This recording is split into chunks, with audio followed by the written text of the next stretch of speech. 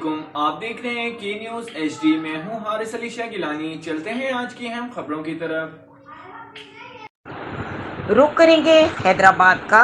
Qasim rangers Hyderabad ने गुजारिश की है कि हम हैदराबाद में मनचले और बिगड़े हुए बच्चों का मुस्तकबिल और हैदराबाद को मुस्तकबिल में उनकी वजह से होने वाली माशरती बुराइयों की रोकथाम के लिए तेज़ रफ्तारी, वन व्हीलिंग, फोर व्हील गाड़ियों में काले लगे शीशे, फैंसी नंबर प्लेट, बगैर नंबर प्लेट, गैर रजिस्टर्ड LED लाइट्स वगैरह के खिलाफ भरपूर कार्रवाई का मुतालबा करते हैं, ताकि इन बिगड़े हुए बच्चों को कच्चा वही के कान में डाला जाए कि कानून सबके लिए बराबर है और माशरे को तेज़ी से बिगड़ने से रोका जा सके। पाकिस्तान के मुस्तकबिल को बेहतर बनाने के लिए कच्चा इक़दाम करने की अपील। मज़ीद खबरों और अपडेट्स के लिए हमारे साथ रहिएगा। तब तक के लिए अपना ख्याल रखिएगा। अल्लाह हाफिज़।